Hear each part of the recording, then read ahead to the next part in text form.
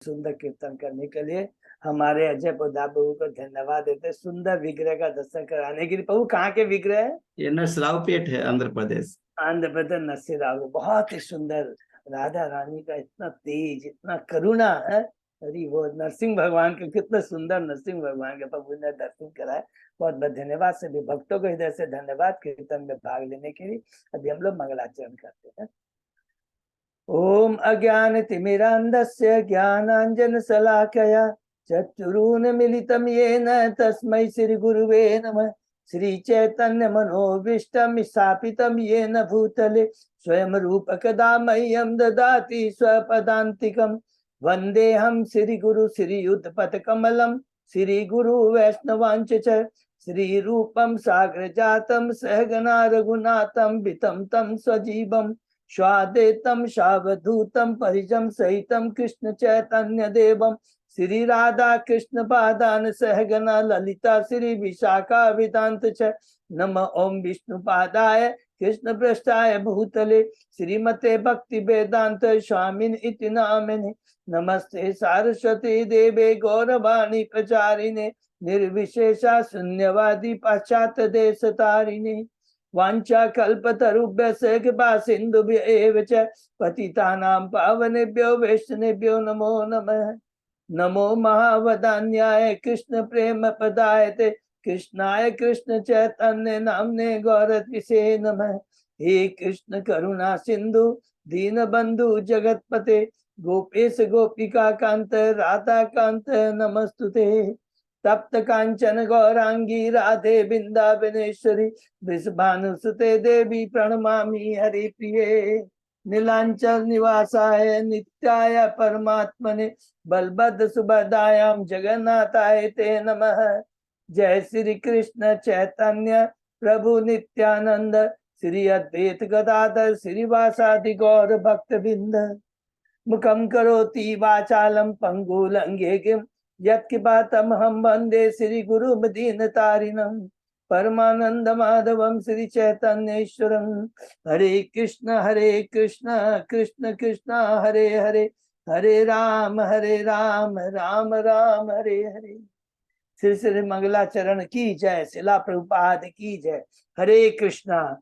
आज के इस चेतन चरितामृत चर्चा में, कथा में सभी भक्तों का हार्दिक स्वागत है। सभी भक्तों के चरणों में मेरा सादर धन्यवाद प्रणाम है। राधा माधव राधा गोविंद गुरु आचार्य परम वैष्णव प्रसादों की असीम कृपा हम लोगों के ऊपर है कि हम सब भक्त लोग मिलकर से चेतन चरितामृत के ऊपर चर्चा कर पा रहे हैं। अभी हम लोग आदि लीला के तीसरे अध्याय में हैं। शीर्षक है श्री चैतन्य महाप्रभु के प्राकट्य के बाह्य कारण। और ये जो तीसरा अध्याय हम जो पढ़ रहे हैं चैतन्य, ये कौन सा है?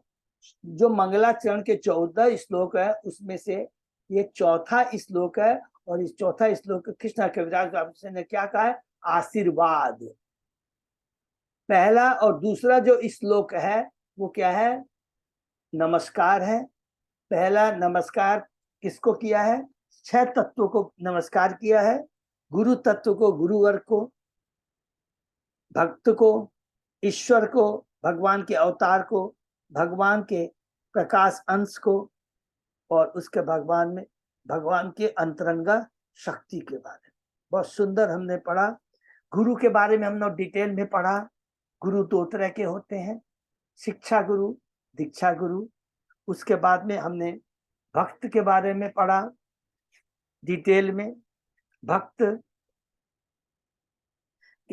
2 तरह के जो भक्त होते हैं, एक सेकंड।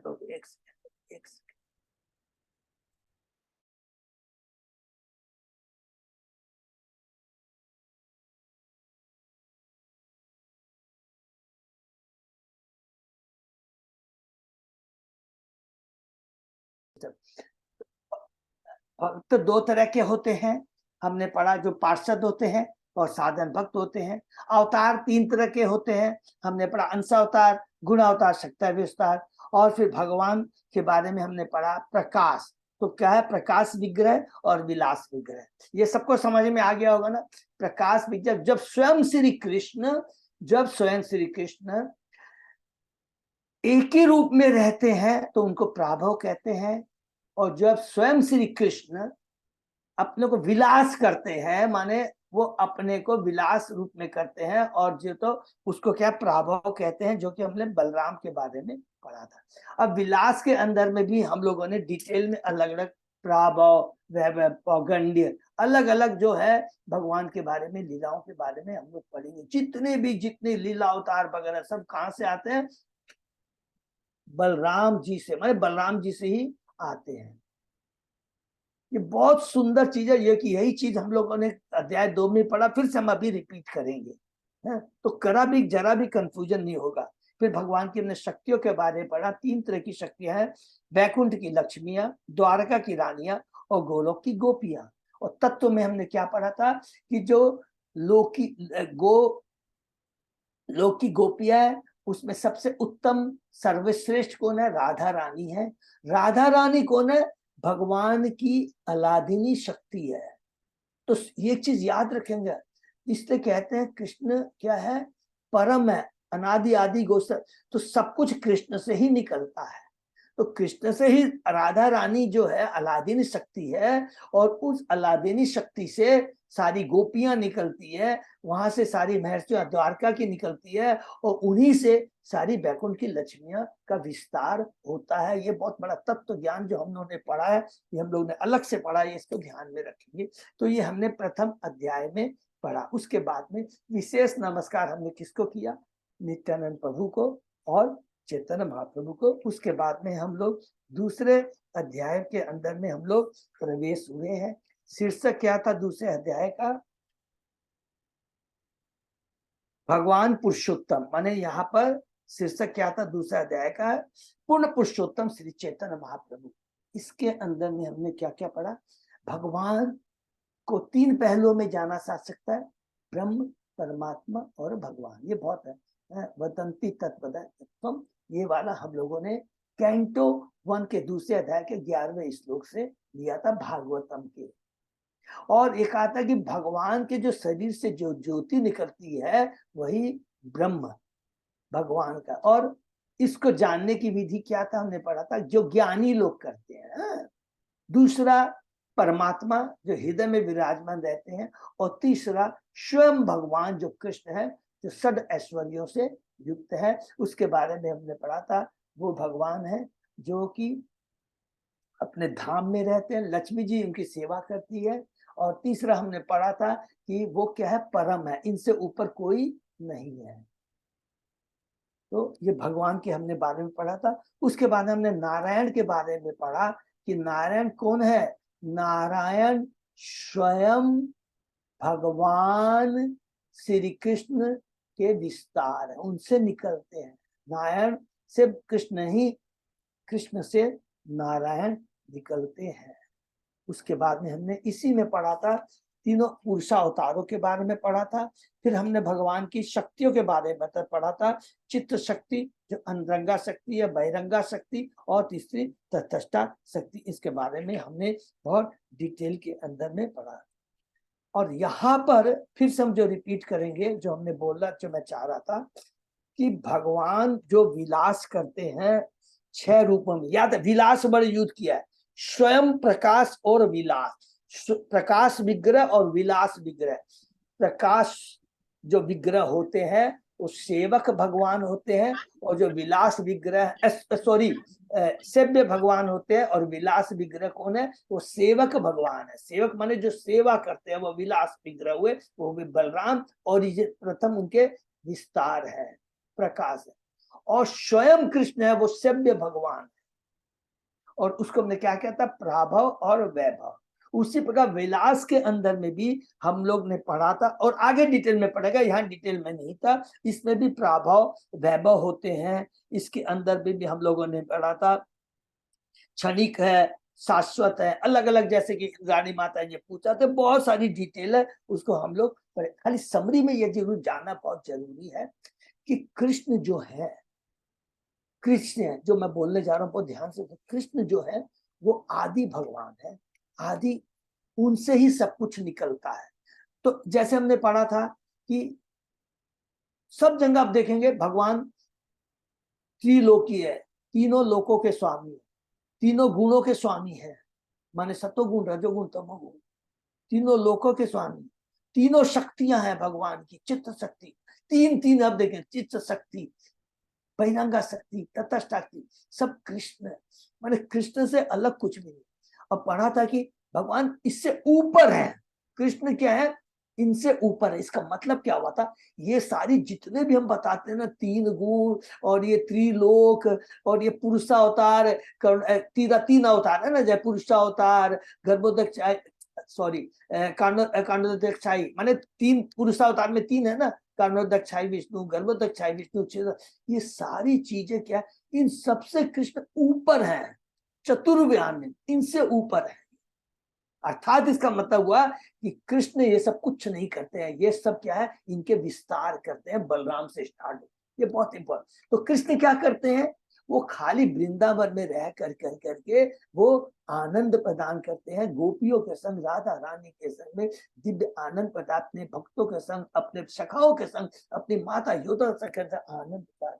ये बहुत सूक्ष्म तत्व है, ये हम लोगों ने ये जो पढ़ा दूसरे चैप्टर के अंदर में चतुर्थुर्य। और ये हमने किसका श्लोक रेफर किया था, कैंटो 11 के अंदर में, वहां पर हम लोग ने पढ़ा था, श्रीधर स्वामी की टिप्पणी में है, उसके अंदर में लिखा है कि भगवान तीन गुणों से ऊपर है। भगवान ये जो है, क्या क्या पढ़ा था, विराट, हिरण्य और कारण, ये पुरुष अवतार सबसे ये ऊपर है, इससे कोई, तो अपने अब 2 मिनट खाली क्रॉस चेक करेंगे। तो पुरुषावतार का हमने कैसे पढ़ा था, कैसे आते हैं, कृष्ण से बलराम, बलराम से प्रथम चतुर्वी, मूल संकर्षण वसुदेव, प्रद्युम्न, अनिरुद्ध, मूल संकर्षण से कौन आते हैं, नारायण, और उन नारायण से फिर क्या आता है, महाशंकर से, उन महाशंकर से महाविष्णु अर्थात क्षीरोदशाई विष्णु आते हैं। तो कृष्ण की पोजीशन, कृष्ण अपने गोलोक धाम को नहीं छोड़ते हैं। और वृंदावन में जो भी लीलाएं हमने देखा था कि मथुरा में भगवान इतने लोगों को जो को ये मारने का काम करते हैं, ओरिजिनल स्वयं कृष्ण नहीं करते हैं, तो कौन करता है, तो हमने पढ़ा था जो पुरुषा जो अवतार है उसमें, जैसे हमने मैन ये क्या है, क्षीरोदशाई विष्णु से सारे अवतार सब कुछ निकलते हैं, जितनी भी लीलाएं होती है सब ओरिजिनल कृष्ण खाली वृंदावन में रहते हैं और कभी वृंदावन को नहीं छोड़ते। ये बहुत इसलिए कहा था, इसको चैप्टर को क्या कहा था, वस्तु निर्देश तत्व ज्ञान, और कहीं नहीं मिलेगा हम लोगों को इतना डिटेल। तो कृष्ण की हमने बारे में ये पढ़ा, उसके बाद में हम लोग तीसरे अध्याय में प्रवेश किए। तो दूसरा अध्याय क्या, तत्व क्या था, वस्तु निर्देश। पहला अध्याय में नमस्कार, नमस्कार किनको, 6 जन को किया था। दूसरा हमने विशेष नमस्कार नित्यानंद को, चैतन्य महाप्रभु को, पहला चैप्टर खत्म हुआ। दूसरा अध्याय में प्रवेश किए थे वस्तु तत्व ज्ञान, कृष्ण ज्ञान, कृष्ण तत्व ज्ञान पढ़ा, इतना डिटेल में हमने पढ़ा, ये केवल आपको चेतन चैतन्य में यहाँ पर मिलेगा। उसके बाद में टिप्पणियां मिलेगी हमको को, जीव गोस्वामी की, रूप गोस्वामी की, सनातन गोस्वामी की, श्रीधर स्वामी की, विश्वनाथ चक्रवर्ती की, ये अलग तक अलग टिप्पणी से हमको मालूम पड़ेगा कि इसलिए, और ये सारी चीजें कृष्णराज कविराज ने यहीं पर डाल दिया है। ये तत्व ज्ञान हमने पढ़ा। फिर हम लोग तीसरे अध्याय में प्रवेश किए हैं। चौथा श्लोक था जिसको आशीर्वाद श्लोक कहते हैं, और इसके अंदर हमने पढ़ रहे हैं हम लोग श्री चैतन्य महाप्रभु के प्राकट्य के बाह्य कारण। तो बाह्य कारण में अभी तक हम लोग ने 2 कारण के बारे में पढ़ा, 3 कारण है। पहला कारण क्या है, जब कृष्ण भगवान इस धरा को छोड़कर चले गए तो उन्होंने सोचा, कब चले गए, द्वापर युग का अंत हुआ था और कलयुग का आरंभ होने वाला था। उस समय कौन से राजा थे, परीक्षित महाराज थे, सबको मालूम है, अच्छे से याद रखें। उस समय भगवान जब चले गए, और उस समय भागवतम का भी उद्भव हुआ था, किनके माध्यम से, परीक्षित महाराज और सुखदेव गोस्वामी जी की वार्ता से क्लियर हो गया। तो भगवान ने कहा कि मैंने भागवतम तो दिया, तत्व ज्ञान तो दिया, लेकिन जो दिव्य प्रेम है, जो दिव्य प्रेम है वो मैं नहीं दिया। क्यों नहीं दिया, क्यों भगवान कहते हैं, बोले कि कलयुग के वासी है, कलयुग के लोगों का दिमाग कहाँ इतना जो तत्व को समझेंगे। तो सबसे उन्होंने कहा कि सबसे पहले हमें इन्हें दिव्य कृष्ण प्रेम देना है, जो कि जीवन का परम लक्ष्य है। तो इस उद्देश्य से उन्होंने अवतार लेने का ये बाह्य कारण पहला कारण है। दूसरा कारण हमने पढ़ा था कि ये कलयुग का जो युग धर्म होता है ना, हरिनाम संकीर्तन है। तो ऑटोमेटिक जब कलयुग आ रहा है तो उसका युग धर्म है हरिनाम संकीर्तन है। तो हरिनाम संकीर्तन का प्रचार करूंगा। और किस रूप में कर रहा हूं? सब स्वयं भक्त के रूप में आकर के हरिनाम का प्रचार करूंगा।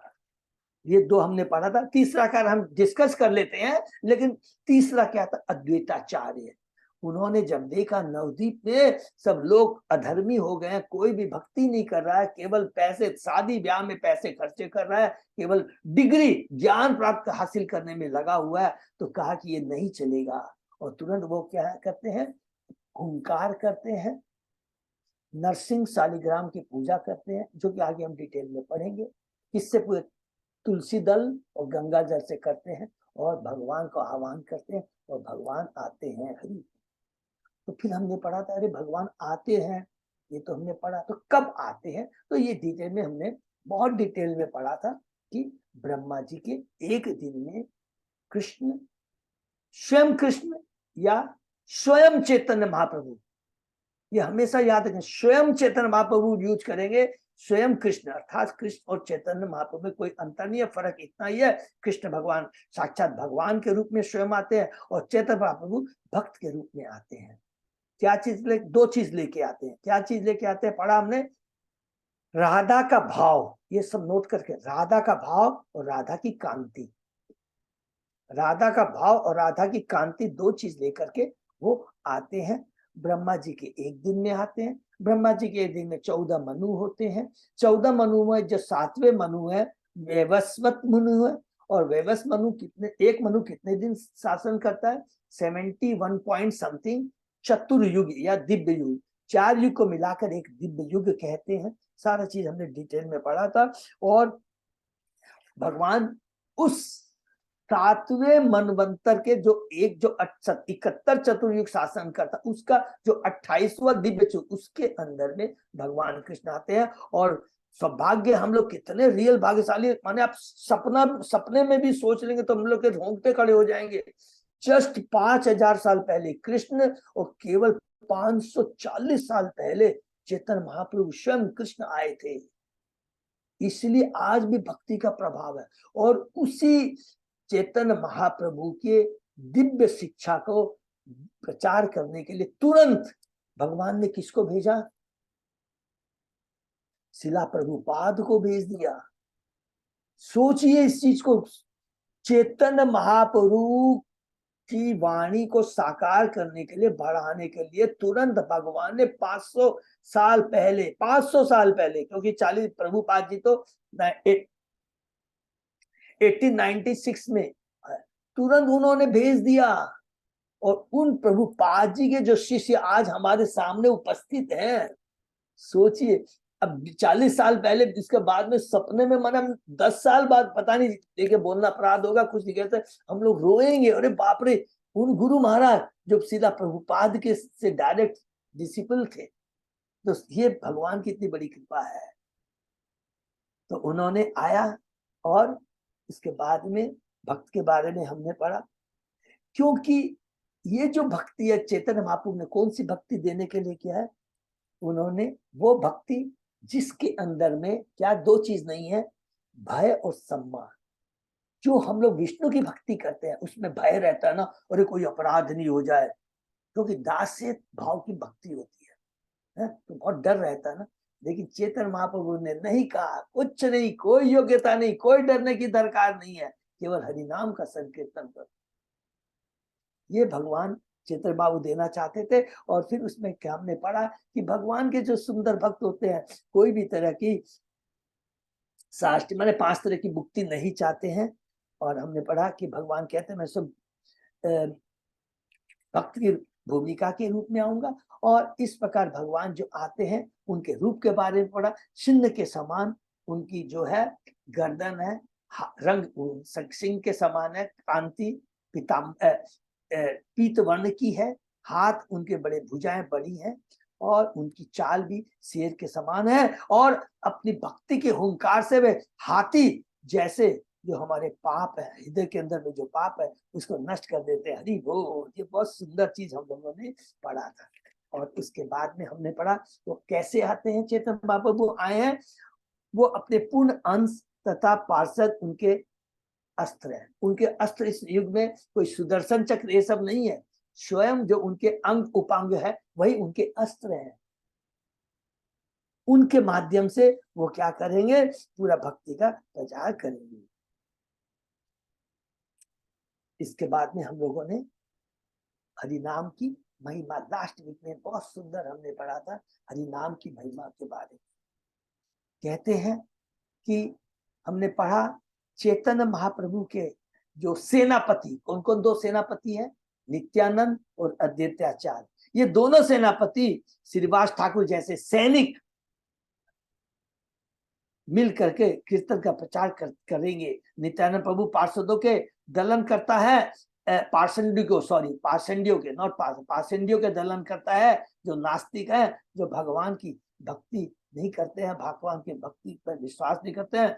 और फिर कहते हैं जितने भी समस्त यज्ञों के संकीर्तन अर्थात भगवान के प्रताप का कीर्तन ही सर्वश्रेष्ठ यज्ञ। सर्वश्रेष्ठ यज्ञ क्या है, भगवान के नाम का संकीर्तन। फिर भगवान के नाम की महत्ता हमने पढ़ा, इतना इंपॉर्टेंट श्लोक है, उसको हमेशा याद रखेंगे। वो 79 श्लोक में कहते हैं जो कहता है करोड़ों अश्वमेघ यज्ञ। कौन सा अश्वमेघ यज्ञ, जो हमने पढ़ा था, पृथु महाराज ने 100 अश्वमेघ यज्ञ किए थे, याद कीजिए। मैं 100 अश्वमेघ, जिसमें कहते हैं इंद्र का पद प्राप्त होता है।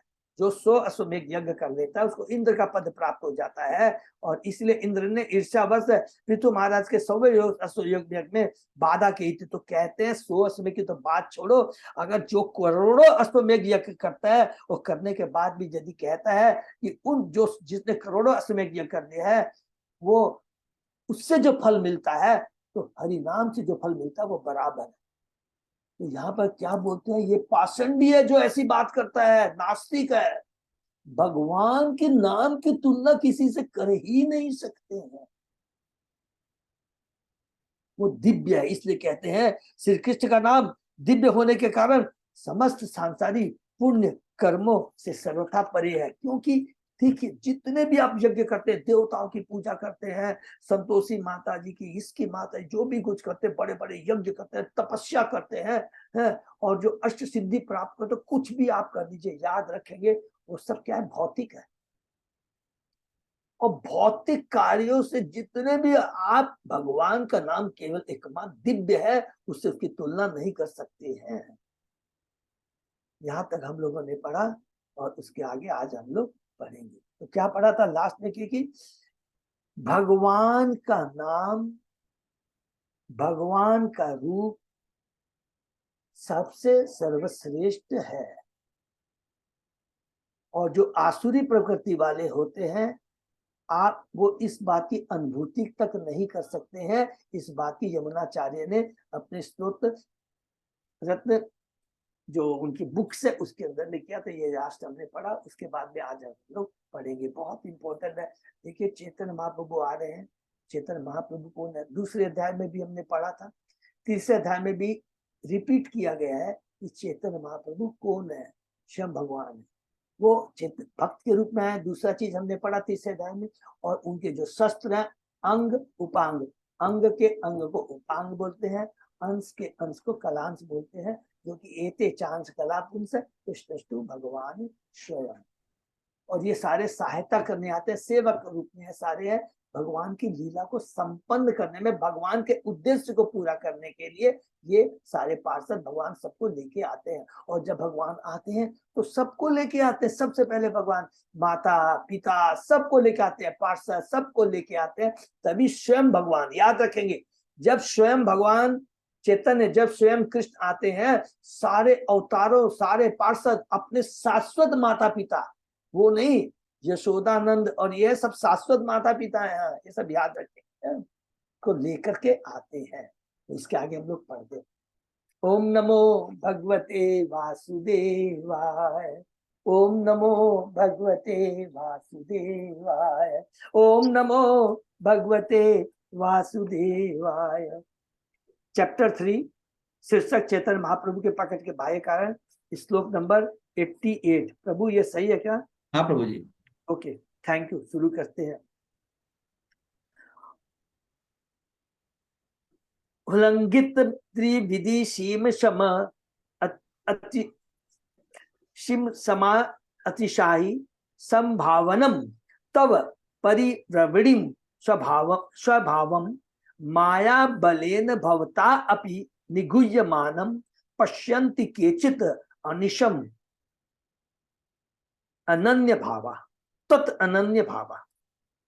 हे प्रभु, भौतिक प्रकृति के भीतर हर वस्तु काल, देश तथा विचार से सीमित है, फिर भी आपके गुण अद्वितीय तथा असीम होने से ऐसी सीमाओं से सदैव परे होते हैं। कभी कभी आप इन गुणों को अपनी ही शक्ति से ढक लेते हैं, फिर भी आपके अनन्य भक्त हर परिस्थिति में आपका दर्शन पाने में समर्थ है। हरि वो तो भगवान के भक्त कितने महान है। लेकिन जो आस्तिक होते हैं, जो पाषंडी होते हैं, भगवान अपनी योग माया से उसको क्या कहते हैं, महामाया से उसको ढक देते हैं। ना हम प्रकश सर्वस योग माया समावृता। ये श्लोक याद आ गया, सबको याद है ना। तो यहाँ पर ये श्लोक कौन बोल रहे हैं? यमुनाचार्य बोल रहे हैं। यमुनाचार्य, पिछले वाला श्लोक भी हमने पढ़ा था। यमुनाचार्य भगवान की स्तुति करते हैं, स्तोत्र रत्न उनकी बुक्स है, उससे लिया गया है। माया के प्रभाव से आवृत प्रत्येक वस्तु देश, काल तथा विचार की सीमाओं में बंदी है। यहाँ तक कि बड़ी से बड़ी अभिव्यक्ति जिसकी हम कल्पना कर सकते हैं, अर्थात आकाश की भी सीमाएं है। किंतु प्रामाणिक शास्त्रों से यह स्पष्ट है कि आकाश से परे भी 7 आवरण है और इनमें से हर एक अपने पूर्ववर्ती आवरण से 10 गुना अधिक मोटा होता जाता है। ये हमने कब पढ़ा था? भागवतम के अंदर में हम लोगों ने पढ़ा था, है? जब सृष्टि के बारे में किसने पूछा था? विदुर जी ने। किससे पूछा था? मैत्रेय मुनि से पूछा था। हम लोगों ने कैंटो 3 में भी पढ़ा था, ठीक है। आवरण की यह परतें विस्तृत है, किंतु आकाश सीमित है, चाहे आवरण में या नहीं। स्थान तथा काल विषय हमारी चिंतन शक्ति भी सीमित। हरि बोल। काल शाश्वत है, हम करोड़ों तथा अरबों वर्ष की कल्पना कर सकते हैं, किंतु वह भी काल के विस्तार या अपर्याप्त अनुमान होगा। अतः हमारी अपूर्ण इंडिया न तो पूर्ण पुरुषोत्तम भगवान की महानता के विषय में सोच सकती है। हरि बोल। नहीं हम उन्हें काल या अपनी चिंतन शक्ति के सीमाओं में बांध सकते हैं। तदनुसार उनकी स्थिति उल्लंघित सबसे वर्णित की जाती है। वे देश, काल तथा विचार से परे हैं। यद्यपि वे उन सबके भीतर प्रतीत होते हैं, किंतु भगवान उनसे परे रहते हैं। जहां भगवान का दिव्य अस्तित्व देश, काल तथा विचार से छिप जाता है, वही भगवान के शुद्ध भक्त उन्हें देश, काल तथा विचार से परे उनके साकार रूप में देख सकते हैं। दूसरे शब्दों में, यद्यपि भगवान सामान्य व्यक्ति की आंखों से नहीं दिखते, किंतु क्योंकि भगवान क्या है? अदोक्ष है। अदोक्ष का मतलब होता है कि जो भौतिक इंद्रियों से, भौतिक सोच से, भौतिक बुद्धि के माध्यम से, जितने भौतिक बुद्धि के मतलब जब बड़े बोलेंगे तो तुरंत किसको याद करेंगे? जितने बड़े बड़े साइंटिस्ट दादे हम ये कर लिए हैं। अरे भगवान की तो बात छोड़ दीजिए, भगवान के द्वारा ये जो सृष्टि है उसके बारे में हम साइंटिस्ट से पूछ लिए, वो लोग कितना जानते हैं। किसी एक साइंटिस्ट से पूछिए, आपको मालूम है भौतिक जगत तो जो पूरा ब्रह्मांड, इसमें कितने आवरण है? अच्छा, इसमें कितने भुवन है? 14 भुवन के बारे में सोचे ही नहीं। 14 भुवन की बात छोड़ दीजिए, पृथ्वी लोक के बारे में उनको पूरा ज्ञान करें। ये बहुत इंपॉर्टेंट चीज हमें जानना। तो साइंटिस्ट जिनको हम लोग कहते हैं बड़े इंटेलिजेंट होते हैं, वो भी क्योंकि हम अपनी भौतिक बुद्धियों से नहीं जान सकते हैं। हमारी इंद्रिय अपूर्ण है, बुद्धि, हमारी बुद्धि जो है भौतिक है, जिसका एक लिमिटेशन है, सीमित है वो। इसलिए आकाश के बारे में भी लिखा है। हम लोग कभी कभी बोलते हैं स्काई इज द लिमिट, लेकिन यहाँ पर बोलते नहीं। याद रखेंगे, हमेशा चीज याद रखेंगे कि भौतिक जगत में कोई भी चीज है उसका एक एंड है, लिमिट है, वो खत्म भी तो हो जाता है। विनाश तो क्या है? काल सब एक समय आने पर सब नष्ट कर देता है। जहां भगवान का दिव्य अस्तित्व देश काल का विचार से छिपा जाता है, वही भगवान के शुद्ध भक्त उन्हें देश काल का विचार से परे उनके साकार रूप में देख सकते हैं। केवल भक्त और कोई दूसरा नहीं। दूसरे शब्दों में, यद्यपि भगवान सामान्य व्यक्ति की आंखों से नहीं दिखते, किंतु जो लोग अपनी दिव्य भक्ति के कारण इन आवरणों से परे हैं, वे उन्हें देख सकते हैं। तो जो दिव्य चक्षु होते हैं, वो पूरे भौतिक वातावरण को पार कर करके, आवरण को पार कर करके वो भगवान को अब दिव्य रूप को, दिव्य धाम को अपनी दिव्य आंखों से देख सकते हैं। और दिव्य आंखें कौन प्रदान करता है? भगवान ने कहता है मैं दिव्य आंखें प्रदान करता हूं। और किसी की ताकत नहीं है जो भगवान को देख सके, केवल भगवान की कृपा से हम देख सकते हैं। सूर्य बादल से आच्छादित हुआ मालूम पड़ सकता है, किंतु वास्तव में ये तो बादल से नीचे खड़े तुच्छ मानव की आंखों है जो आच्छादित है, न कि सूर्य। यदि माने, ये बहुत सिंपल, हम लोग गीता में भी पढ़े थे कि जब बादल गिर जाते इसका मतलब सूर्य नहीं है क्या? बादल के ऊपर सूर्य है, लेकिन हम अपनी भौतिक आंखों से नहीं देख सकते हैं। यदि यही तुच्छ मानव हवाई जहाज से बादल के ऊपर जाए तो वह सूर्य तथा धूप को बिना अवरोध के देख सकता है। इसी प्रकार यद्यपि माया का आवरण प्रबल होता, किंतु भगवत गीता में भगवान कहते हैं देवी हे सा गुणमयी मम माया दुरत्य मामे ये प्रपद्यन्ते माया तेताम तरंती ते। मेरी यह देवी शक्ति जो भौतिक प्रकृति के 3 गुणों से बनी है, उसे जीत पाना अत्यंत कठिन है, किंतु जो लोग मेरी शरण में आ जाते हैं वे सरलता से इसको पार कर जाते हैं। भ्रामक शक्ति माया के प्रभाव को पार कर पाना अत्यंत कठिन है, किंतु जो लोग भगवान के संकल्पों को पकड़ने के लिए दृढ़ संकल्प है वे माया की पकड़ से मुक्त हो जाते हैं। इसलिए शुद्ध भक्त पूर्ण प्रशुद्ध भगवान को समझ सकते हैं, किंतु असुरगण अपने दुष्ट स्वभाव के कारण अनेक शास्त्र एवं ईश्वर के असामान्य आर्यकलापों को देखते हुए भी भगवान को समझ नहीं सकते। असुरगण अपने दुष्ट स्वभाव के कारण, ये बहुत सूक्ष्म वर्ड है, असुरगण। जो साइंटिस्ट है जो भगवान को नहीं मानते, कहते हैं मैंने किया, वो सब दुष्ट है, असुर है। सुर और असुर 2 ही तरह के लोग होते हैं। सुर वो है जो भगवान को समर्पित है, असुर वो जो है जो भगवान को समर्पित नहीं है। भगवान के नाम गुण लीलाओं, भगवान की सृष्टि पालन संहार किसी के बारे में विश्वास नहीं करता है। कहता है जो कुछ है वो स्वयं मनुष्य ने किया है, हमने किया है, हम ही भगवान है। असुर स्वभावे कृष्ण कबू नाई जाने, लुकाई ते नारे कृष्ण भक्त जौन स्थाने। जो आसुरी स्वभाव के हैं वे कभी भी कृष्ण को नहीं जान सकते, किंतु कृष्ण अपने शुद्ध भक्तों से अपने आप को छिपा नहीं पाते। तो यहाँ पर हम लोग बड़ा इंपॉर्टेंट है, ना हम प्रकाश सर्वस्व योग माया समावृता। दो भूत सर्गो लोक अस्मिन देव आसुर एव च, विष्णु भक्त स्मृत देव आसुर विपर्यय। इस भौतिक संसार में 2 प्रकार के लोग होते हैं, एक तो वे जो आसुरी है और दूसरे जो देवी है। भगवान विष्णु के भक्त देवी हैं, किंतु जो इसके सर्वथा विपरीत है वे असुर कहलाते हैं। देखिए सारा चीज इसके अंदर में आ गया। ये बहुत सूक्ष्म वर्ड है जो हम लोग ने बार बार रिपीट किया, फिर रिपीट करते हैं। इवन जो कहते हैं मैं बहुत बड़ा परोपकारी हूँ, मैंने बहुत सारे धन स्कूल कॉलेज ये सब खोले हैं, अगर हमने किया है, ये किसका किया है? तुमने नहीं, ये सब भगवान की है, ये भगवान की सेवा के लिए है। और तुम कहता मैंने किया है, तो जिन लोगों को किया है उनके प्रति तुमने क्या काम किया है? उनको खाली रोटी दी है, कपड़ा दिया, मकान दिया है, लेकिन जो वास्तव है जो कि भगवान को भूल गया, उनसे भगवान को जोड़ने का कार्य किया नहीं किया है, तो तुम असुर हो। वास्तविक परोपकारी पारसिक दानी कौन है? जो स्वयं भगवान की भक्ति करता और दूसरों को भगवान से जोड़ता है, अदरवाइज वो असुर है। यह श्लोक पद्म पुराण का है। विष्णु भक्त अर्थात कृष्ण भावित भक्त देव कहलाते हैं। नास्तिक लोग जो ईश्वर में विश्वास नहीं करते या स्वयं को ईश्वर घोषित करते हैं वे असुर कहलाते हैं। असुर का सदैव नास्तिक भौतिकतावादी कार्यों में लगे रहते हैं और भौतिक संस्थानों को इंद्र तृप्ति के कार्यों में प्रयुक्त करने की विविधियां खोजते रहते हैं। विष्णु भक्त अर्थात कृष्ण भावित भक्त भी सक्रिय रहते हैं, किंतु उनका लक्ष्य भक्ति द्वारा पूर्ण पुरुषोत्तम भगवान को तुष्ट करना होता है। ऊपर ये दोनों श्रेणी के लोग एक ही दिशा में कार्य करते प्रतीत हो सकते हैं, किंतु चेतना में अंतर होने के कारण उनके प्रयोजन एक दूसरे से सदा विपरीत रहते हैं। इसको अंडरलाइन करने कि एक साधारण जो है एक राजा भी है, हम जैसे हम लोग अपना एग्जाम्पल दे सकते हैं कि हम लोग भी बिजनेस करते हैं, सर्विस करते हैं, सारे कार्य करते हैं जैसे नास्तिक लोग करते हैं, लेकिन हमारी चेतना उनकी चेतना में फर्क क्या है? हम कृष्ण को केंद्र में रख के कार्य करते हैं और वो कृष्ण को अलग करके कार्य करते हैं। इसलिए कहते हैं दोनों में यही फर्क होता है। किंतु चेतना में अंतर होने के कारण उनके प्रयोजन एक दूसरे सर्वथा विपरीत रहते हैं। असुरगण निजी इंद्रिय तृप्ति के लिए कार्य करते हैं, जबकि भक्तगण भगवान की तुष्टि के लिए कार्य करते हैं। दोनों ही परिश्रम करते हैं, इनके उनके उद्देश्य भिन्न भिन्न होते हैं। देखिए कई कई बार बहुत सूक्ष्म चीजें मैंने देखा, पहले मेरे को भी नहीं था, कि भगवान के जो भक्त मार्केटिंग करने जाते थे तो एक एक चीज की बहुत दरमुलाई करते थे,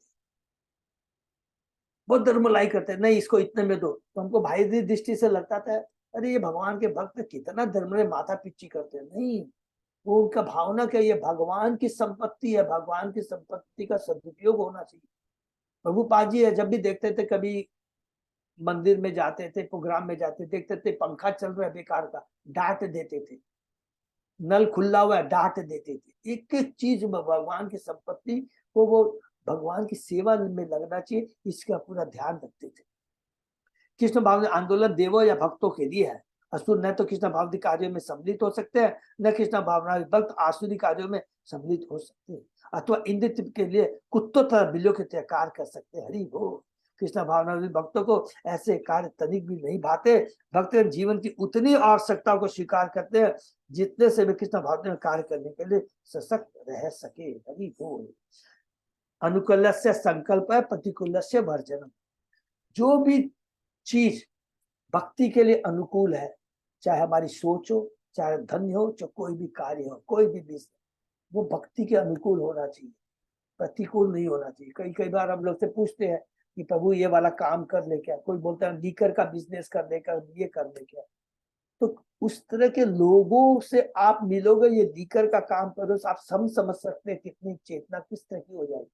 तो जो भी कार्य भक्ति के अनुकूल है, जो भी बस्ती भक्तों के अनुकूल, उसे हमें एक्सेप्ट करना है और बाकी हमको रिजेक्ट कर देना है। अर्थात हमको अपने शरीर का निर्वाह के लिए जितनी आवश्यकता है उतना ही ग्रहण करना चाहिए, बाकी हमें भगवान की सेवा में। और शरीर को भी स्वच्छ रखना, स्वस्थ रखना बहुत जरूरी है, जिससे भगवान की भक्ति कर सके। इतना सुंदर क्रिस्टल क्लीन बता दिया गया कि जीवन का लक्ष्य है, उसको कैसे अपना जीवन यापन करे, अपनी जीवनचर्या कैसे बनाए। ये प्रभुपाद जी ने एग्जाम्पल से, अपने कार्य से हम बद्धजीव को बहुत क्रिस्टल क्लीन कर दिया है, इसमें कोई भी कंफ्यूजन नहीं है। उनकी शेष शक्ति कृष्ण भाव को विकसित करने में खर्च होती है। हरि बोल। शेष शक्ति, बाकी सारी शक्ति उनकी भगवान की सेवा में। और शरीर के लिए भी जो वो कार्य करते हैं, ये नहीं कि मेरा शरीर फिट रहे तो मैं बहुत इंजॉय कर पाऊं, नहीं, इस शरीर को मैं भगवान की सेवा में लगा सकूं, उस उद्देश्य से शरीर को ठीक रखना बहुत जरूरी है। इसलिए सब भक्तों को, क्योंकि ये कृष्ण का शरीर है, कृष्ण की सेवा में लग रहा है, तो इसको बहुत इंपॉर्टेंट, हमको बहुत इंपॉर्टेंस देना है। इसको शरीर को बहुत अच्छा रखना, ये बहुत जरूरी है, जिसके द्वारा वे सजे यहाँ तक कि अंतिम समय में भी कृष्ण का चिंतन करते हुए भगवत धाम वापस। अंतिम समय भी हमको शरीर को फिट रखना है एकदम, और भक्ति में लगाना है। तो क्या है, अंतिम समय भी हमें कृष्ण का स्मरण बना रहेगा। आचार्य गोसाई प्रभु भक्त अवतार, कृष्ण अवतार हेतु जहर हुंकार। हरि बोल। अब यहाँ पर तीसरा कारण क्या हमने पढ़ा था, अद्वैताचार्य ने हुंकार लगाई थी। तो पहला दो कारण क्या पढ़ा था, रिपीट करते, 1 मिनट लगेगा।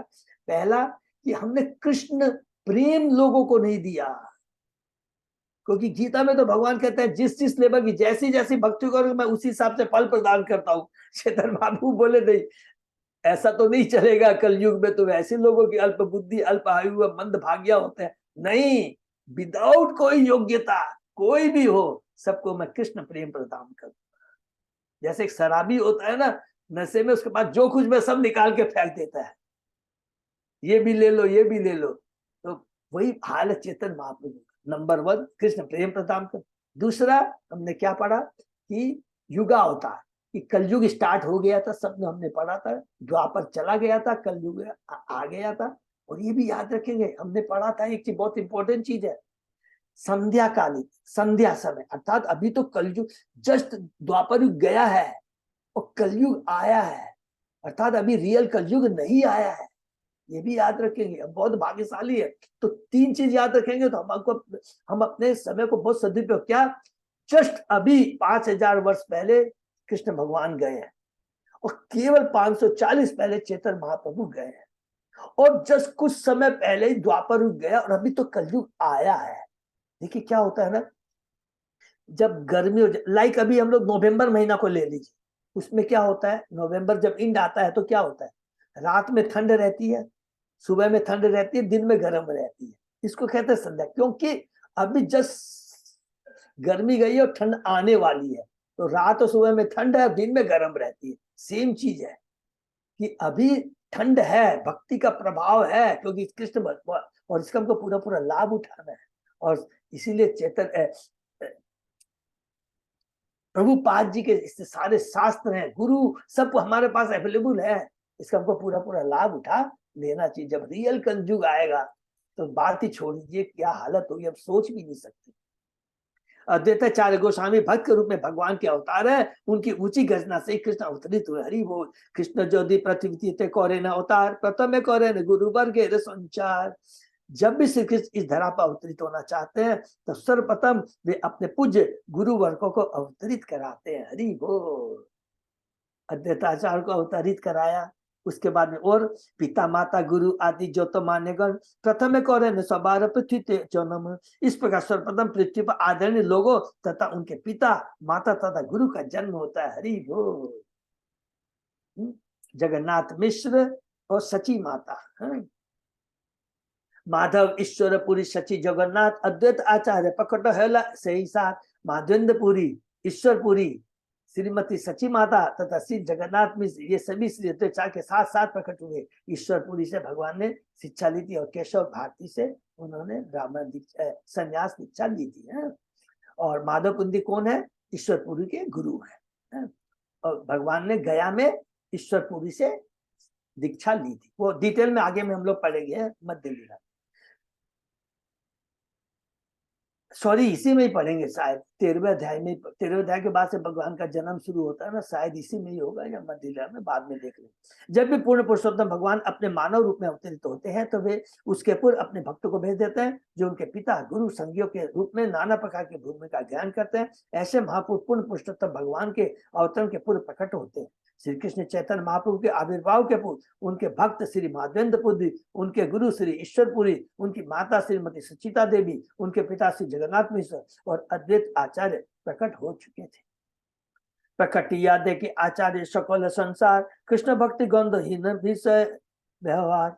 अद्वैताचार्य ने प्रकट होने के बाद देखा कि संसार श्री कृष्ण की भक्ति से भिन्न है, क्योंकि लोग भौतिक व्यापारों में व्यस्त थे।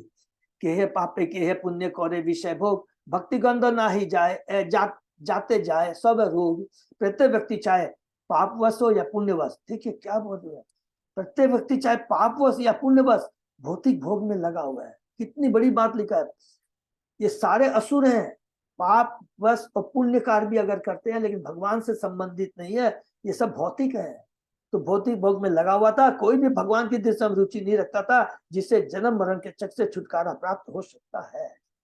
अद्वैताचार्य ने संपूर्ण जगत को भौतिक पुण्य तथा पाप के व्यापारों में व्यस्त देखा। भक्ति या कृष्ण भावनामृत का कहीं कोई नामो निशान नहीं था। सच्चाई है कि इस भौतिक जगत में कृष्ण भावनामृत अतिरिक्त किसी भी वस्तु का अभाव नहीं। हरि बोल। इसको अंडरलाइन कर लेंगे, इस भौतिक जगत में किसी चीज का अभाव नहीं है। सच पूछा जाए तो भगवान ने हमें इतना सुंदर शरीर दिया है, भगवान ने हमें सारे ऋतुआं दी है, जमीन दी है, वृक्ष दिए हैं, अन्न उससे उगा सकते हैं, फल फूल मिल सकते हैं, सारी चीजें दी है, सब कुछ हमको इस भौतिक शरीर को का पालन के लिए सब कुछ दिया गया। केवल एक ही चीज की कमी है, वो क्या है, कृष्ण भावनामृत की। हरि बोल।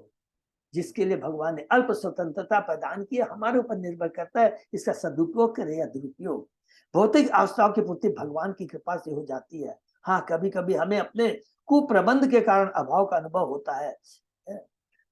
ईशावास्यम सर्व जगते जगत्याम जगत, ईशोपनिषद में हमने पढ़ा है, जो कुछ भी है सब कुछ भगवान का है।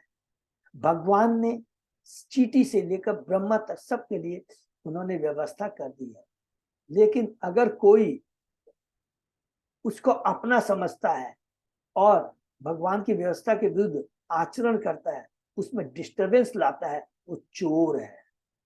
हमको भगवान ने अपने लिए जितना दे दिया है उससे ज्यादा यदि कोई संग्रह करता है या प्रयत्न करता है, वो चोर है।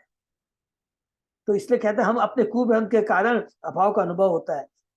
किंतु असली समस्या यह कि लोग अब कृष्ण भावना के संपर्क में नहीं रहे।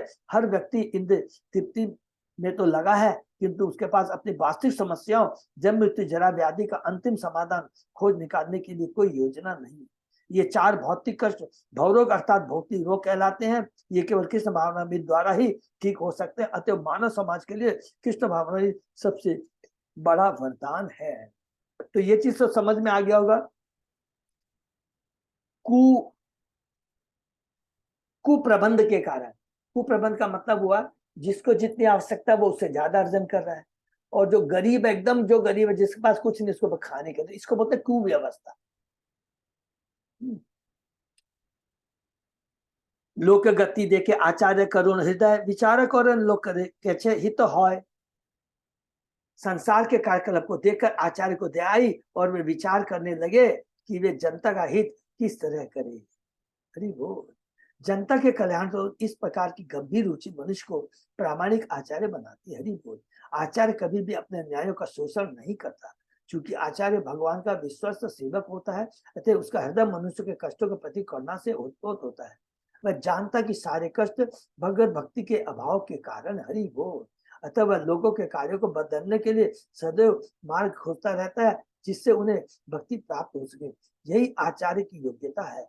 यद्यपि श्री अद्वैत प्रभु स्वयं वह यह कार्य कर सकने के लिए समर्थ थे, लेकिन एक विनीत सेवक की तरह उन्होंने सोचा कि भगवान के साक्षात प्रकट हुए बिना समाज की पतित अवस्था को सुधारा नहीं जा सकता है। वो माया के कठोर बंधन में इस भौतिक जगत के प्रथम श्रेणी के बंदी ब्रह्मवश अपने आप को सुखी मानते हैं। प्रथम श्रेणी के बंदी, कितना सुंदर है। इसको अंडरलाइन कर लेंगे तो बहुत अच्छा है। जिनके पास सब कुछ धन है, यश है, प्रॉपर्टी है, सब कुछ है, वो है प्रथम श्रेणी के बंदी। सोचते हैं मेरे पास सब कुछ है, पुत्र पौत्री धन यश उपाधि सब कुछ है, ये प्रथम श्रेणी के बंदी है। वो अपने को सुखी मानते हैं क्योंकि वे धनी शक्तिशाली साधन संपन्न है। ये मूर्ख प्राणी यह नहीं जानते कि वे भौतिक प्रकृति के हाथों में केवल कठपुतली के समान है, और किसी भी क्षण भौतिक प्रकृति के निर्दय षड्यंत्र उनके सारे ईश्वर विमुख कार्यों की योजनाओं को धूल में मिला सकते हैं। ऐसे मूर्ख बंदी यह भी नहीं देख पाते कि वे कृत्रिम साधनों से अपनी स्थिति को कितना ही क्यों न सुधार ले, किंतु बारंबार जन्म मृत्यु व्याधि तथा विध्वंस की विपत्तियां सदा उनके वश के बाहर है। वो कितना ही भगवान के अपने प्रारब्ध के अनुसार, बुद्धि के अनुसार, योग्यता के अनुसार, याद रखेंगे जब हम बोलते हैं अपनी बुद्धि, अपनी प्रारब्ध जो उन्होंने किए हैं, सारे भौतिक वर्ड यूज कर लेंगे। अपने प्रारब्ध, अच्छे प्रारब्ध के चलते उनको अच्छी भौतिक बुद्धि, भौतिक संपत्ति, भौतिक ऐश्वर्य, भौतिक उपाधि मिल जाती है, लेकिन काल के सामने कोई भी नहीं टिक पाएगा, सब खत्म हो जाएंगे। क्यों कि ये क्या है, टेम्परेरी है, और इसके प्रति हम लिप्त रहेंगे तो पुनः हमको इस भौतिक जगत में आना ही पड़ेगा। अर्थात जन्म मृत्यु जरा व्याधि से मुक्त नहीं हो सकते, और जीवन का लक्ष्य है जन्म मृत्यु जरा व्याधि से मुक्ति पाना। तभी हम कहेंगे हम कैद से बाहर निकल पाए हैं। नहीं तो क्या है, हो सकता है कभी ए क्लास के कैदी बने रहे, कभी बी क्लास के, कभी सी क्लास के, केवल इतना ही फर्क रहेगा। वेरी वेरी इंपॉर्टेंट है ये। मूर्ख होने के वे जीवन की प्रमुख समस्या को उपेक्षा करते हुए मिथ्या बातों में लगे रहते हैं, जिनसे उनकी वास्तविक समस्या का समाधान नहीं मिल पाता। वे जानते हैं कि वे मृत्यु या रोग अथवा वृद्धावस्था का कष्ट नहीं भोगना चाहते, किंतु माया का वश सिद्ध होने के कारण वे नितांत लापरवाह रहते हैं और इन समस्याओं का समाधान करने के लिए कुछ भी नहीं करते। इसे ही माया कहते हैं, इसी को ही कहते हैं कि बद्ध जीव, और इसी को कहते हैं कि हमारा आध्यात्मिक दृष्टि से अंधा। हम लोग आध्यात्मिक दृष्टि से इसको कहते हैं अंधा है। माया द्वारा वसित हुए लोग मृत्यु के बाद विस्मृति के गर्त में चले जाते हैं और अपने कर्म के साथ अगले जन्म में कुत्ता या देवता बनते हैं। यद्यपि अधिकांश कुत्ते ही बनते हैं।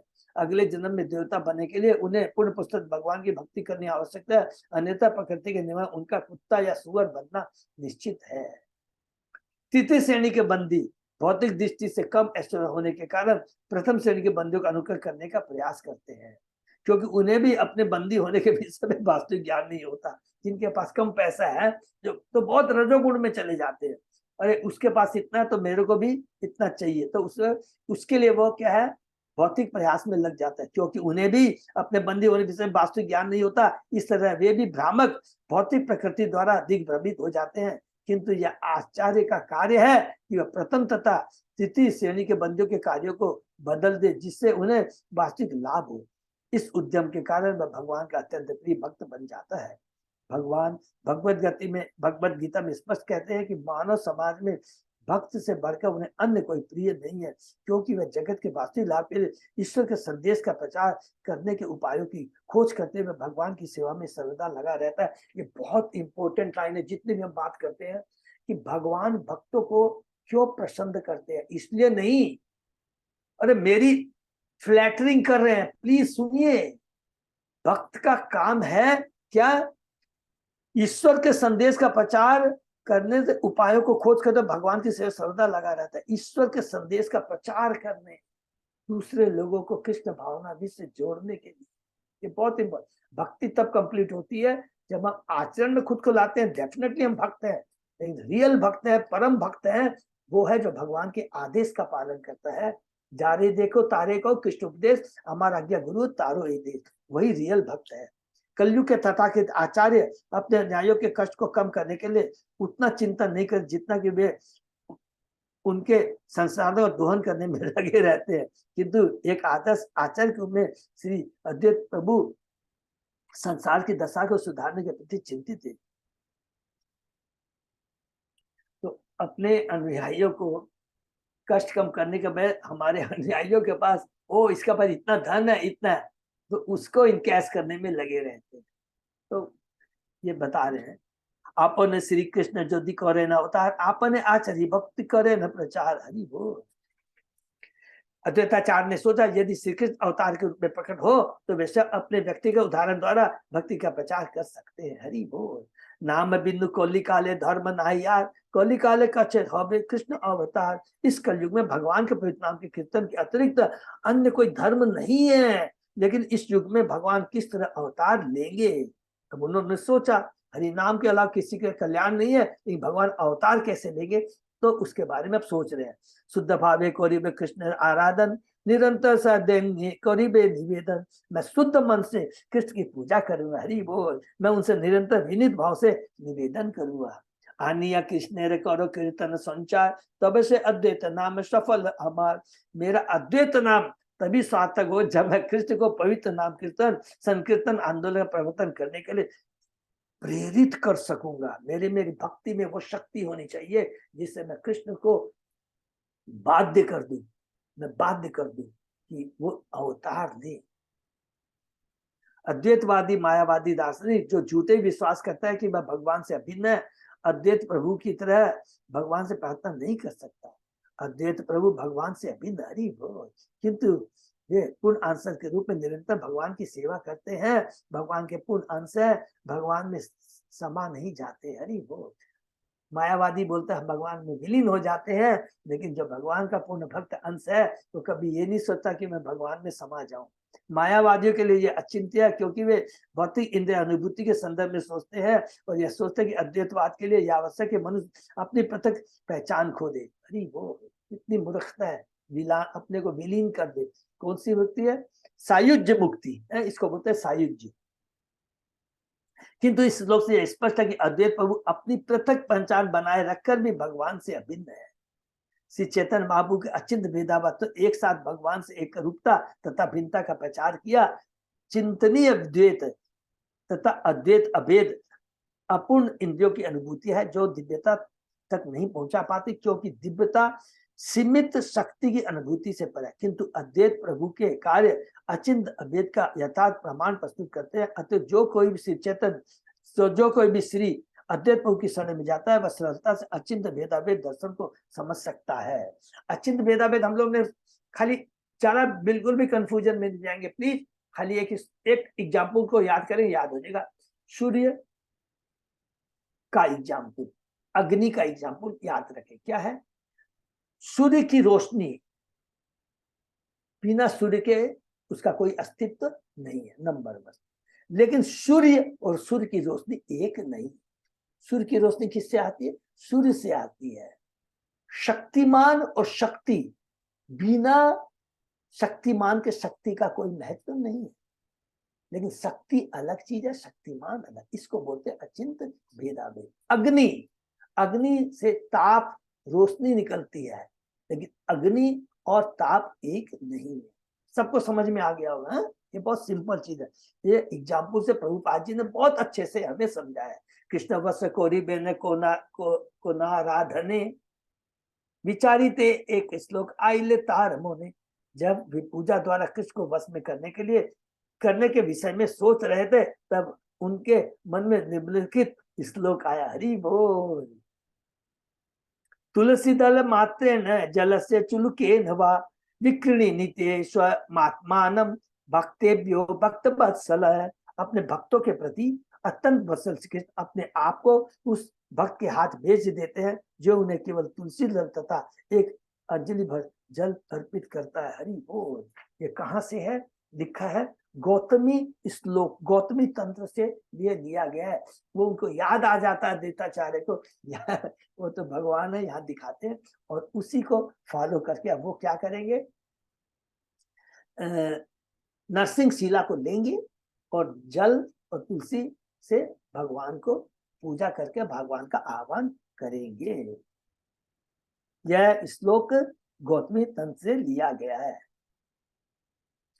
यही श्लोकार्थ आचार्य कौरे ने विचारण कृष्ण के तुलसी जल देह जय जौन तार ऋण शोधित कृष्ण कौरे ने चिंतन जल तुलसी सम किचु घरे ना ही धन। हरि बोल। अद्वैताचार्य ने इस श्लोक के अर्थ पर इस प्रकार विचार किया, जो कृष्ण को तुलसी दल तथा जल अर्पित करता है उसके ऋण को चुकाने की कोई विधि न पाकर भगवान कृष्ण सोचते हैं मेरे पास ऐसी कोई संपत्ति नहीं जो तुलसी दल तथा जल की समता कर सके। हरि बोल। तो तुलसी दल, और जब भगवान कहते हैं कि जो भगवान की इससे सेवा करता है, पूजा करता है, भगवान अपने को बेच देते हैं। तो यहीं पर प्रभु हम लोग विराम देते हैं तीसरा अद्वैताचार्य के बारे में। तो तीसरा जो कारण है वो यहाँ पर अद्वैताचार्य ने हुंकार लगाई। क्यों हुंकार लगाई? क्योंकि जब उन्होंने देखा इस जगत में लोग इतना इंपॉर्टेंट श्लोक, उसको अंडरलाइन कर लेंगे, जब भी कोई कहते हैं ना मैं पुण्य कार्य कर रहा हूं, माने जो लोग क्या बोलते हैं ये श्लोक किसके लिए? जो कहते हैं मानव सेवा माधव सेवा है। मानव सेवा माने माधव सेवा। अभी लोग क्या कहते हैं जिनके पास पैसा है, अरे मैं इतने स्कूल खुला रहा। अब हमारी भक्ति बीच में भी आते हैं तो नाम क्या लूं, हमारे सब लोग समझ गए होंगे। कभी कभी वो लोग इसी तरह की बातें करते हैं, अरे प्रभु हम लोग इतना प्रचार कर रहे हैं, ये स्कूल खोला, ये कॉलेज किया, ये किया, मानव सेवा ही माधव सेवा है। फिर किस तरह प्रचार करते हैं कि अच्छा वो ये खाना खाना चाहिए, इससे शरीर अच्छा रहेगा, ये बहुत बड़ी हम सेवा कर रहे हैं। तो क्या फूड बोलता है मेरे अलंकारी फूड, यार इस तरह का बोलते हैं। तो इस तरह के बहुत लोग हैं जिनके पास पैसा है, पुण्य कार्य है, लेकिन क्या कहते हैं उनको भी असुर कहा गया है। जो खुद भगवान से अपने को नहीं जोड़ता और दूसरों को भगवान से नहीं जोड़ता वो भी असुर है। फर्क क्या होता है दोनों में? हम लोग जो तमोगुणी कार्य करते हैं उनको पशु योनि मिलती है, और हम जो पुण्य कार्य करते हैं तो हमको ये मनुष्य योनि मिलेगी। लेकिन जन्म मृत्यु जरा व्याधि के चक्कर से हम लोग नहीं निकल पाएंगे इस चीज को। इसलिए अगर वास्तव में पुण्य करना चाहते हैं, हमारे पास धन है, तो क्या उसको कृष्ण की सेवा में लगाइए। जो लोग प्रचार नहीं करते हैं, आप मंदिर बनवाते हैं, उनमें सबको बुलवाइए। भगवान हम लोग बेस बना देते हैं, एक बड़ा क्या बोलते हैं फ्लैट बना दिया, बिल्डिंग बना दिया, वहां पर सब भक्तों को बुलाते हैं, प्रसाद का अरेंजमेंट करते हैं, वहां पर उनको भक्ति में लगाते हैं। ये है पुण्य कार्य। क्या है ये पुण्य कार्य? नहीं इसको बोलेंगे प्लीज, सॉरी गलती हो, ये भक्तिमय कार्य है। तो सबको भक्ति में लगाना है। तो हम देखो उनको रोटी कपड़ा प्रसाद सब कुछ दे रहे हैं, सारी चीज वही कर रहे हैं, हम क्यों कृष्ण को केंद्र में रख के कार्य कर रहे हैं? तब हम इसको कहेंगे भक्ति कार्य। अदरवाइज वो क्या होगा, खूब स्टिक शेयर में अपने लेवल के जो हम डिस्कस कर रहे हैं, वास्तव में ये भी क्या पाप कर्म होगा। खूब डीप में जाएंगे, आधा मिनट लगेगा। पाप कर्म क्यों हुआ? जो कार्य कृष्ण कर रहे हैं, जो कार्य कृष्ण कहते हैं मैंने चींटी से लेकर ब्रह्मा तक के लिए खाने की व्यवस्था कर दी है, ये मेरा कार्य है, ये मेरी संतान है, मेरी आत्मा है, मेरे को तुमसे ज्यादा चिंता है। तुम्हारा काम क्या है? ये भ्रमित हो गए हैं इनको पुनः मेरे से जोड़ना, ये तुम्हारा कार्य है, बाकी तुम्हारा दिमाग मत लगाओ। हाँ, ये मेरी चीज है, तुम उनको दो, लेकिन भगवान को प्रसाद के रूप में दो, तो भगवान खुश हो जाएंगे। तो ये बहुत, ये चीज जो परोपकार में ज्यादा लगे हुए हैं, जो कहते हैं मानव सेवा माधव, उनको ये श्लोक दिखा देंगे तो उनको समझ में आ जाएगा। हरे कृष्णा। हरे कृष्णा प्रभु जी। हाँ माता कल जी। कल क्लास में इसी बात को लेकर डिस्कस हो रहा था, हाँ माता तो जी। बहुत अच्छा डिस्कशन कल हुआ। कल जैसे सबके मन में ये रहता है कि मानव सेवा माधव सेवा, तो वही प्रभु जी बताए कि माने सेवा का मतलब क्या है कि आप आनंद प्रदान करो। सेवा से तो आनंद प्रदान होता है, तो आप खुद आनंदित हैं क्या? और आप जिनको सेवा दी है वो भी क्या आनंदित हुए? वो क्षण भर का था, तो इसलिए वो बोले। और प्रभुपाद का भी उदाहरण दिया कि उन्होंने सारे जगत में जो भक्ति भावना फैलाई, और उन्होंने वो सेवा भावना से तो वो कुछ नहीं करने गए थे, वो तो भक्ति के लिए ही गए थे, और उससे सभी आनंदित हुए। बिल्कुल। तो हम लोगों को भक्ति के का प्रचार जो है वो सबसे उच्च है, राइट और माता जी। मानव सेवा उसी में ही आ जाती है। बिल्कुल, मानव सेवा का मतलब ही हो गया कि भगवान से जोड़ना उनको, वो वास्तविक सेवा है।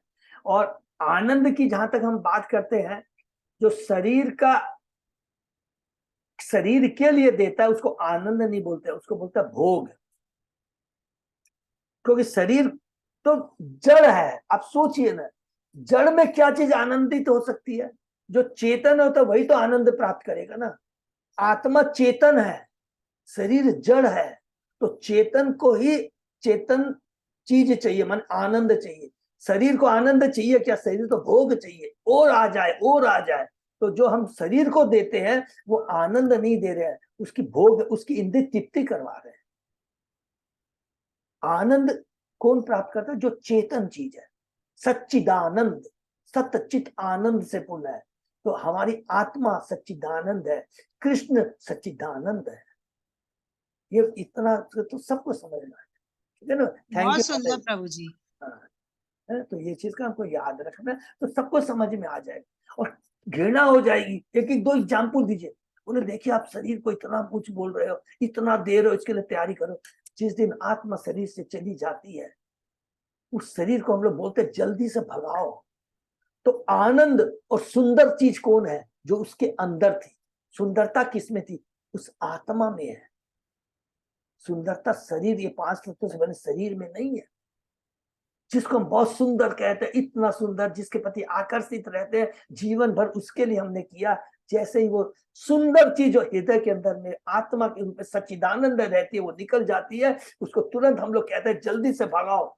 2 घंटा हो गया, 3 घंटा हो गया, क्या कर रहे हो? स्वतः ये मन में आता है। इसको याद रखना। थैंक यू माता। हरे कृष्णा। हम लोग यहीं पे विराम देते हैं। बहुत बहुत धन्यवाद सब भक्तों को। हम सब लोग मिल करके ये चेतन को कर पा रहे हैं। भगवान से प्रार्थना करेंगे इसी तरह सब भक्त लोग मिल करके हम लोग इसी तरह आपस में डिस्कस करते रहे। हरे कृष्णा। हरे कृष्ण प्रभु। हरे कृष्ण। बहुत धन्यवाद, प्रणाम। जय अजय बुधा प्रभु। हाँ प्रभु जी। हाँ प्रभु, बस और तो कोई अनाउंसमेंट नहीं है। नहीं प्रभु जी। बगल में आ गया, 15-20 दिन है, हमें अपने तैयारी लॉन्ग में टूर लग के जाएंगे। लिए तैयारी कर दी है। सब लोग एकदम तैयार रहेंगे, और जिससे कि हमारा ये टूर बहुत अच्छा से हो सके। हरे कृष्णा। यहीं पे विराम देते हैं और उसके बाद में नवंबर का अनाउंस करेंगे। अभी वो जो हमारा गंगा सागर का टूर है, तो थोड़ा मैं बिजी हो गया था, तो फिर से रिमाइंड करके सुंदर गोविंद दासपुर से रूम की डिटेल सारी, टैरिफ माने क्या रेट वगैरह है, और बस की क्या रेट है, मैं 2-3 दिन में दे, ठीक है ना? तो जिससे सब भक्त लोग अपने अपने लीडर को वो डिटेल दे दे, those who are interested for going to Ganga Sagar. Hare Krishna. Hare Krishna. धन्यवाद प्रणाम सभी को। हरे कृष्ण। आज का सेशन ये विराम देते हैं, फिर अगले सोमवार को सुबह 7 बजे मिलेंगे।